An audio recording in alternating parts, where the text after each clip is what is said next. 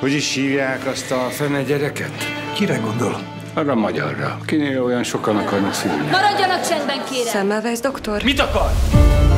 Milyen embernek ismeri? Olyannak, aki soha nem tartja be a szabályokat. Akinek a dűkitöréseitől rettegnek a bábák és a medikusok. Mint érdekli magát egy idegen nő gyereke? Nem tud aludni? Miért maga tud? 2-3 beteg hal meg naponta. Mindnyájan tudjuk, milyen kellemetlen alak. Inkább elhivatott. Kizártam 6 éves elméletet. És mennyi van még? 100. Lehet. Akkor kizárok még 99-et. Segítsen bebizonyítani az elméletemet. Bizonyítsa, de máshol.